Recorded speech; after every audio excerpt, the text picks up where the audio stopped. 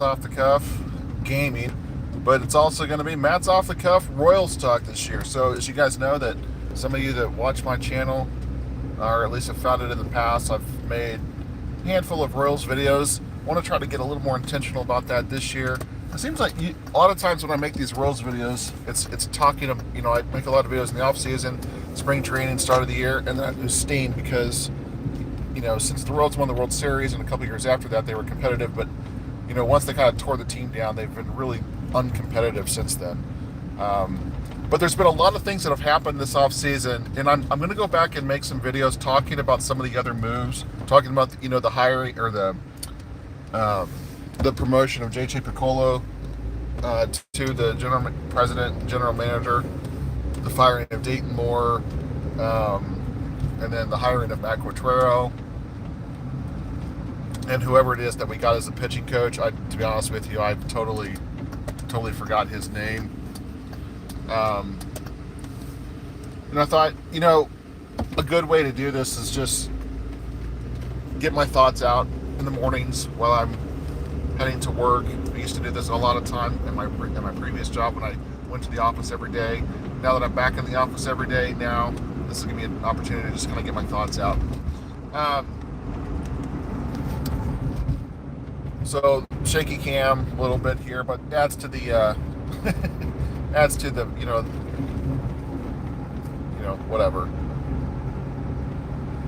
So as the title suggests, the Royals signed Ryan Yarbrough for the Tampa Bay Rays. It's a one-year deal worth $3 million. Incentives can take this up to $4 million.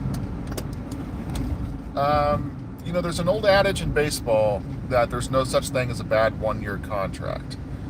And the lower the value of the contract, that saying goes up even more.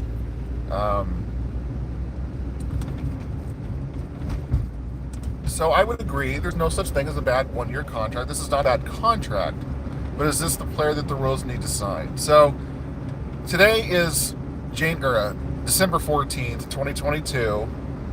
The winter meetings are over. We are, just a couple weeks away, about a week and a half away from Christmas. And the Royals have signed one player. This is this guy. Yesterday, on December 13th, they signed Ryan Yarbrough. They've made no trades. They've signed a couple minor league free agents, but I don't really count that because that's not impactful players. Could it be? Well, the chances of someone being signed as a minor league contract, the chance of them actually doing something, is fairly limited.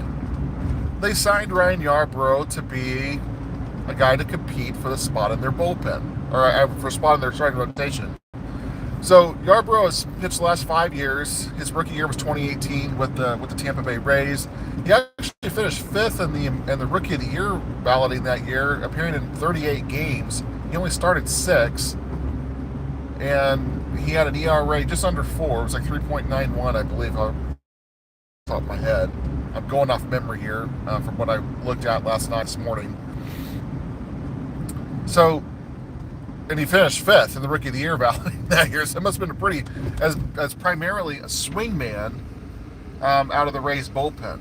So he's had some decent success as a relief pitcher because he throws strikes. He's not overpowering. His K through 9 ratio is actually pretty, or his K to 9 is actually pretty low. I want to say it's in the upper 6s or low 7s.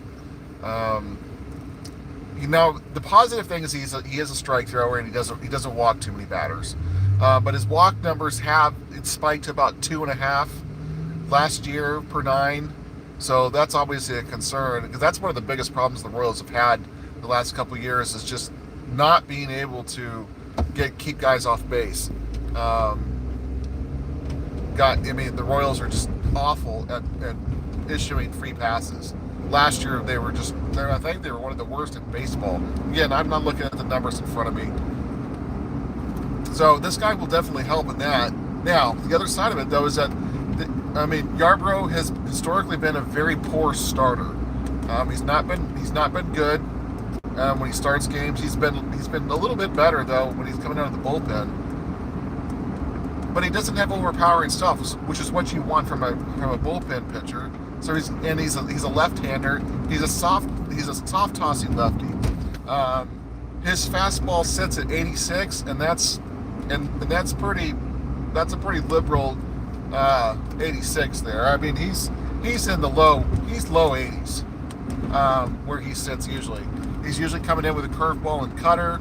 He's looking to mix his pitches up. He's looking to not overpower guys, but he's looking to beat the opposing hitters through command and locating pitches, changing speeds, hitting the corners.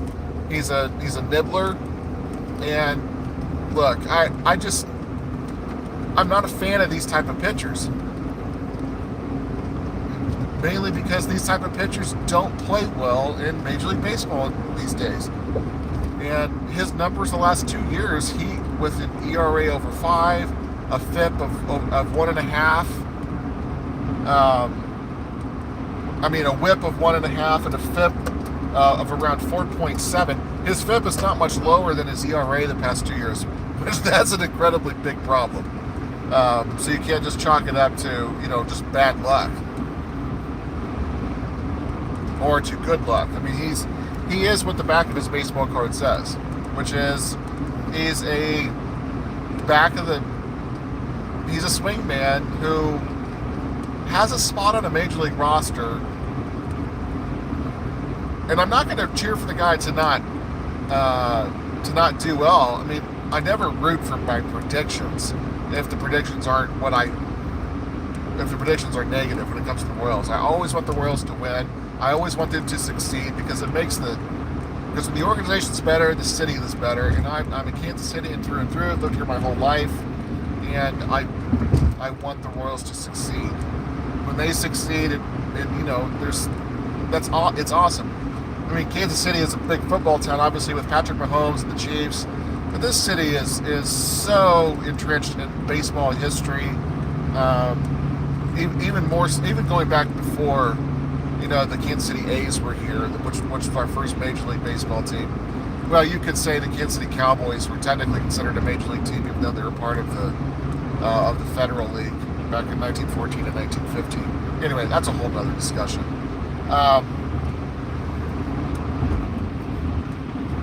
One second here as I switch lanes. Here we go. The thing about this move, though, that I guess I can't give a completion grade or a complete grade, obviously, on the offseason because I don't know what the Royals are still going to do. But players have been flying off the free agent market like crazy, and the Royals have done basically nothing. This is the only signing they've made. They've made no trades.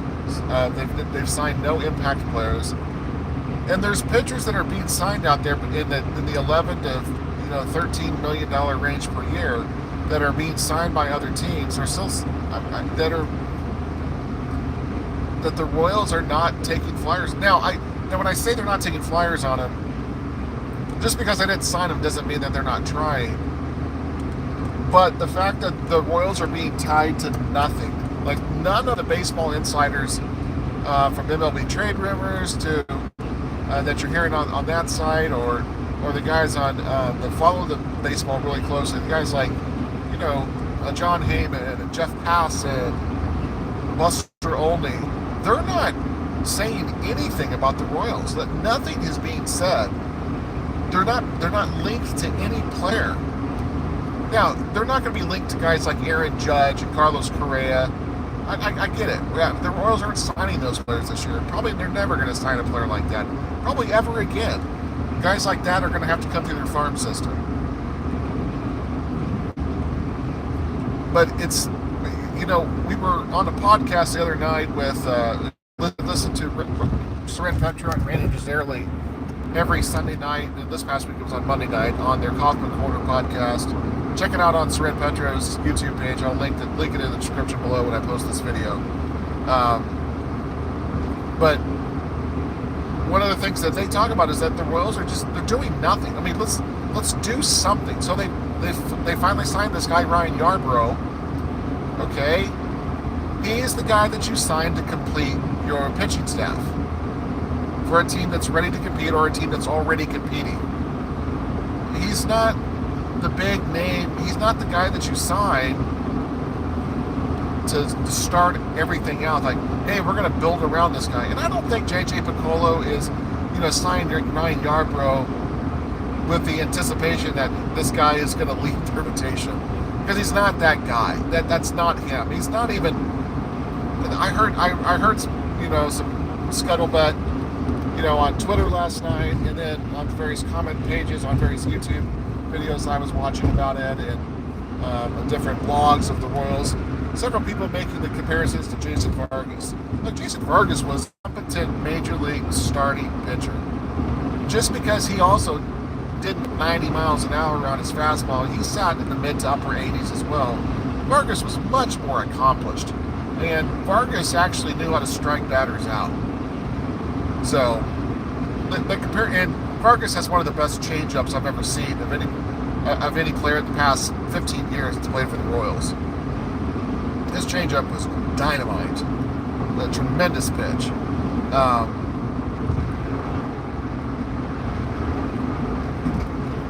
So, what do we do going forward here? Obviously, the Royals have plenty of money to make some other signings. I really wanted them to pursue Noah Syndergaard this offseason, and it doesn't look like that's going to happen. Syndergaard's going to command quite a bit of money, more than I thought that the market was going to dictate. This is a pretty soft market for starting pitchers, so the dollar value is going to go up on them. And just it's just how baseball economics work. So we'll come back. I'll come back with another video where we talk about what it is that the Royals need to do and who they should be targeting. Again, I'm a big roster construction guy, and so from a roster construction standpoint, in order to make room for Yarbrough, the Royals designated Wyatt Mills for assignment. He was the guy he was one of the two pitchers that they picked up in the Carlos Santana trade last year. When that trade happened, it was like we're trading crap to get crap back, and that's essentially what it is. So whatever. I don't care about losing Wyatt Mills. He was not a good pitcher, and the fact that he's no longer on the team. I think Ryan Yarbrough actually is an upgrade.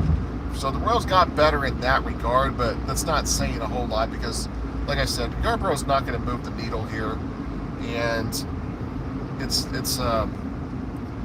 just going to be interesting to see what they do going forward. So, I'm not in the business of giving grades on individual moves, especially in the off season.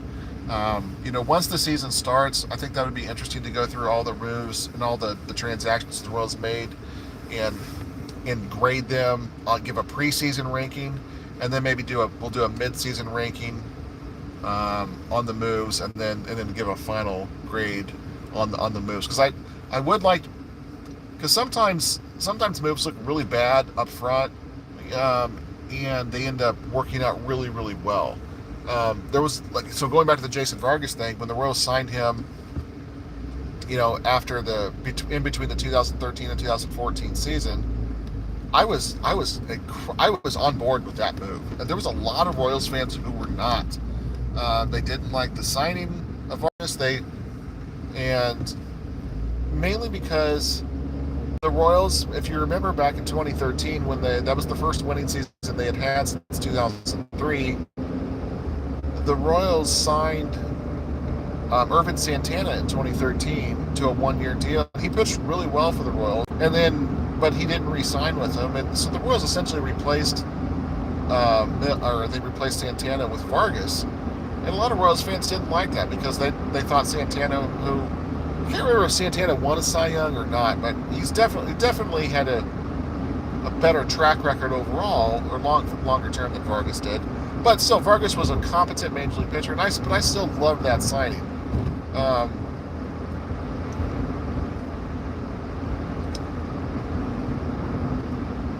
We need to see moves like that being made by the Royals this offseason.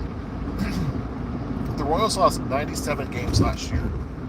those 97 games that they lost, there's a lot of people that will, a lot of Royals apologists, the guys that are just myopically, blindly cheer for the Royals without looking at anything, any of the numbers, without any critical thought. They'll say, oh well, this was all the bad players. We lost all these games because of all the players we don't like. And so the typical whipping boys come out that you just beat up constantly, like Hunter Dozier and Ryan O'Hearn. But the fact of the matter is that the Royals' starting pitching and their bullpen were absolutely atrocious last year, and the offense was bad too. They like to, many people like to point out, well, we started all these young guys and they have to learn how to win. Look, the guys that started, some of the younger guys, they didn't play as much as you want to go back and remember. They played some, and the Royals fans seem to fall in love. And when I say Royals fan, I'm a Royals fan. A Royals fan that died in the wool Royals fan. But I can appreciate and I can understand, when things aren't going well. And many of the Royals fans who don't look at things with an analytical eye. Not everything's about analytics. I'm about half and half between the old school approach and the new school approach. I think the eye test is important. I think analytics are important too. Guys like Nate Eaton, and the numbers will suggest that Nate Eaton was actually a very valuable player, but in a smaller sample size. You put Nate Eaton out there for 155 games, give him a couple days off, but start him almost every day. Give him 7 days off here because there's 162 games, But anyway, you start him for an entire season. Nate Eaton's not going to be a 3-WAR player. He's just not. He's a scrappy guy. He's gonna play really good defense in center field or right field or left field, wherever you put him out there. But he's not a guy that's a needle mover. He's not gonna make the Royals significantly better. And some of the other guys that they had out there, Michael Massey, and I like Michael Massey. Michael Massey is a fine role player on a team. He's not an all-star. He's not going to be an all-star player someday. Vinny Pasquantino, I was not high on Vinny Pasquantino, and I might be wrong on him. Vinny Pasquantino, you can squint and make an argument that he could be Jim Thome. Now, that's incredibly high praise. Jim Thome's in the Hall of Fame. But he's got similar numbers. He walks a lot, and he doesn't strike out a ton. And he's got some significant power. I am interested to see what Pasquantino can do with a full season under his belt. Nick Pratto needs to be traded. He strikes out way too much, doesn't make contact enough. Some people try to compare him to, Joey Gallo, but who doesn't get on base as much as Gallo. So, look, you can live with Gallo's 179 batting average when he gets on base at a 380 clip and hits 40 home runs. You can tolerate that. Nick Pratto's not going to do that. So, I'm just not a believer in this Royals offense. They don't have enough guys that hit the ball over the wall. They don't have enough guys that get on base consistently. And they're bringing back guys that they should have gotten rid of and traded. So, anyway, this video was not supposed to be about that. It's supposed to be more about Ryan Yarbrough. I'm still not at the office yet, but I want to keep these videos around 20 minutes or so that they're not overly long and just me rambling on and on, which is what I've done the past 5 minutes or so as I'm sitting basically in stop-and-go traffic here and on these side streets because there's construction happening on 435 that drives me bananas. It's like, are you ever going to be finished doing construction on interstates ever? No, they're not. It's a constant wave of just doing work. Just, whatever. So, What do we say? Long term, short term? Is this a good move for the Royals? I'm glad the Royals finally decided to sign somebody and wake up from their slumber of this offseason when they've done absolutely nothing so far. But on the same side, I'm not excited by this move. This is not a make or break move. The Royals lost 97 games, and they still have returned almost the entire team that lost 97 games. There has to be more moves that are made. There has to be more guys that are going to be traded or released or DFA'd. There's got to be more people that they're going to sign. But, JJ Picollo has said that they're not going to spend a lot of money this offseason, which I think is just really, really odd that you would say that on a team that's lost 97 games. And the fact that, it's not like we have a high draft pick to compensate for next year. We have the number 8 pick. I mean, the Royals were like the third worst team in baseball last year, and they're picking 8. And when you know it, according to most experts that follow, prospects in college and high school, most of them say there are 7 can't-miss prospects. And, of course, that means the Royals are picking 8th this year because of the new draft lottery, and the Royals got extremely unlucky. So, which the draft lottery is ridiculous. It sucks. I can't tell you how pissed off I was that Major League Baseball went to that system. So, anyway, Ryan Yarbrough trade or signing, not a big fan of it. But like I said, there's no such thing as a bad 1-year deal. So I think he's a guy that's going to, what you're going to get from him.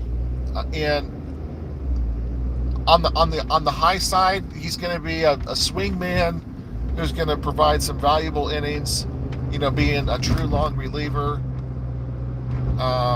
with maybe spot start here or there when someone, needs a break. The absolute worst thing that's going to happen here is that he's going to absolutely get his brains beat in because he can't overpower guys, and because he is a strike thrower, guys are going to zero in on his slop that he throws from the left side. They're going to absolutely crush him. Which honestly, that's going to be my prediction. I think this is a guy that, because he's a 1-year deal, he's going to be expendable, and I think that by June 30th of next year, Ryan Yarbrough will either be traded or will have been released by the Royals because of his poor performance. That's how his career is trending right now. He'll be 31 years old. Guys don't magically, soft tossing lefties with no ability to strike guys out, they don't magically become better unless they're Jamie Moyer, and this guy's not Jamie Moyer. Okay, so anyway, guys, that's the video. Thanks for watching. I'm gonna add more Royals videos as they make more moves. We're gonna talk about some of the things they have and haven't done so far. We're gonna talk about the coaching staff. We're gonna talk about the direction of the organization. I'm gonna talk about things that I think they should do, things that I think are low-hanging fruit, and some other videos. Not all of these videos are gonna be car videos of these vertical videos of me. I'll do most of them at my computer at the house. So anyway, thanks guys for watching. We'll talk to you later. Have a good one. As I can try to figure out how to stop this video.